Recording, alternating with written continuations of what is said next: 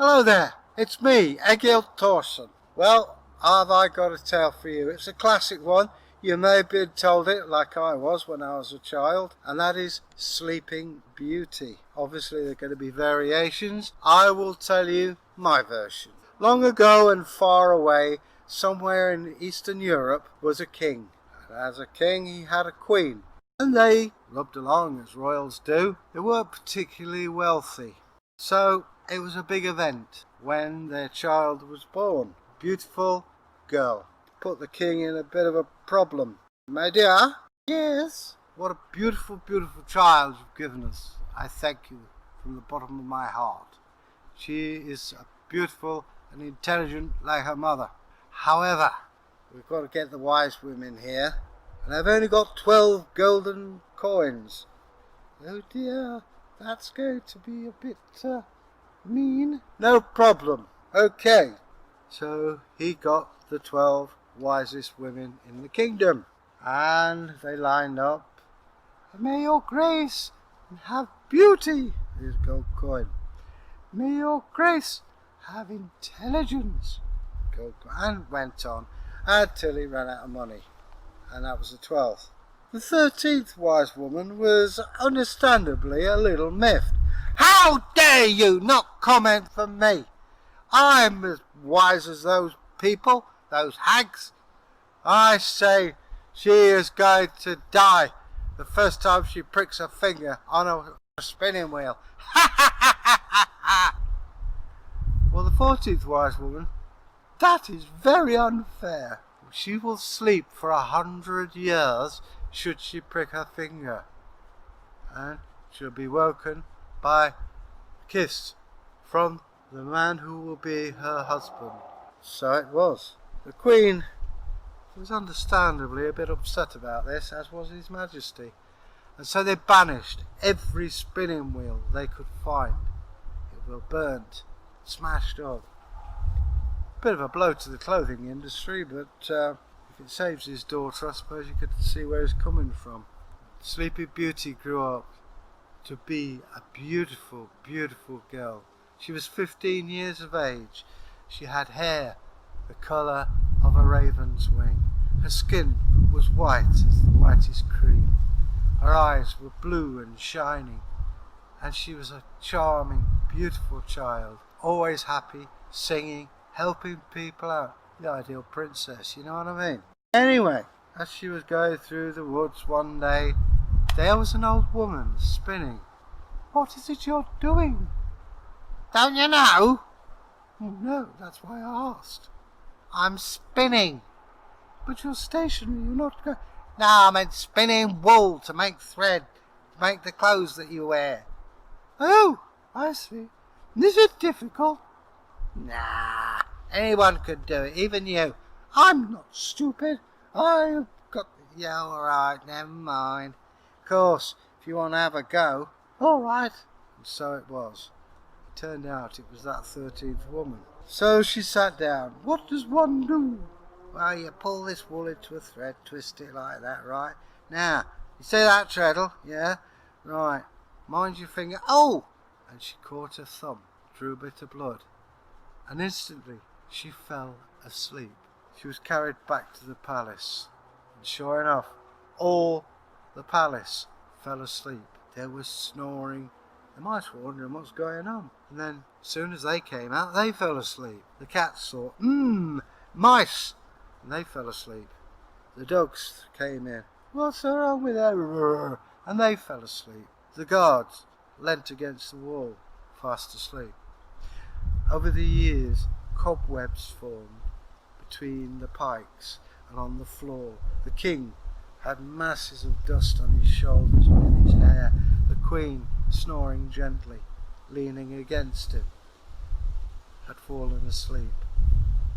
Around the castle, suddenly, high, impenetrable thorns as thick as my thumb, and the whole of the court was asleep. In the kitchen, the chefs fell asleep. The linen maid fell asleep. The hostler fell asleep. The king's champion fell asleep. All in all, everything quiet. And over the years, the people of the country wondered what had happened to them, and why was that hedge there. But nobody dared to go in to find out. And fame of this spread to other places. And there was a prince, we'll call him Erik. Prince Erik, heard of this? Why for they have this high hedge around? I don't know, why don't you speak like us? Because I am Prince Erik, that is why. So Prince Erik got out his best sword and sharpened it, sparks flying. He put on a breastplate. No other reason than he thought, this I look good. So the prince set off through the dark wood on his horse. Come on there, Shandy! And off the horse went. Through the woods, a fox peered, looking at this splendid night. Well, it was a prince. Then there was badgers, foxes, all kinds of animals looked there. And then he came to the village. Yeah, right, it's a scrubby looking place, but anyway, beggars can't be choosers. And then he saw it. A massive, massive thorn bush. Thorns as thick as my thumb. Oh, I better set to, he said. He drew the sword, known as the singing sword. And he whang! Out the sword came a beautiful note. But he split the twig asunder and it fell. Thick as a man's arm it was. And he left, right, left. And he cut a swathe. Took off his armour. He took off his doublet. He took off his shirt. His body glistened with sweat. But he still hacked away. And eventually he had breached it. He'd gone 20 feet into this hedge. Wiped himself down. Made himself clean and tidy. Put his shirt and doublet on. He left the breastplate with the horse. But still he had his mighty sword, and in he went through the open drawbridge. There the guards were asleep. Between them was a great big spider's web, and a big spider scuttled away. He went through. The cat and the dog were asleep. The mice were asleep. And there on a bench in front of the main door was the ostler. He had a saddle covered in dust. His needle halfway through, pulling a thread that had many, many years ago had been pushed through, but still good. He pushed open the doors. They creaked, hadn't been oiled for 100 years. And through he went down the corridor, his echoing footsteps. As he came along, the sun glinted through a window on his sword blade. He was ready. But again, the guards were asleep. They had gone 100 years ago into a deep, deep sleep. Again, covered in dust, he burst through the creaking doors of the throne room. There the courtiers lay, their champions, the fops and dandies, the sycophants that lay there in their faded silk with dust. The champion gone asleep. And there on the dais, in front of him, was His Majesty the King. Again, head rested on the chin, asleep, and his dear wife. He got his arm round her. Well, they were very affectionate, but he wasn't looking for them. He went through to a staircase. Up and up he went, through this tall tower. Higher and higher he went. And as he went, he was sneezing because of the dust. And higher he went, until there was a big, heavy door. Pushed the door open, and there, snoring away, was beautiful Princess Snow White. She was beautiful, and her dark hair still raven black, her beautiful skin white, cherry lips, and just a trickle of blood on her thumb. The prince put his sword away, went to her. Lady, lady, are you awake? She snored. He shook her. Lady, lady, are you awake? Still asleep, breath coming in, a regular momentum. Then he remembered how to break the spell. Kiss. He put his arm around her shoulders I hope you forgive me for this, my lady. And he pressed his lips to hers. It was sweet, it was wonderful. And as he did so, her arm came up and pressed him on the back of the neck. She was awake. And then, oh, who are you? I'm Prince Erik. I've come to save you, break the spell. Why, what do you mean? You've been asleep 100 years. 100 years? 100 years, yeah. Oh my goodness, I must look a sight. You look gorgeous and you know it. Is Mummy and Daddy still alive? Yes, they're still alive. They're still down in the throne room. But by now, everyone had the spell broken. The guards ran up. All right, laddo, we've got you. Prince went for a sword. No, don't. He's helped us. He's broken the spell. As you wish, Your Highness. Is my mother and father awake? I would imagine so, said the guards. We'll go and check. If I may, your ladyship. Oh, honestly, you are gallant. And he held out his arm. She linked hers in his, and down the stairs they went. But he got his sword ready just in case. Into the throne room.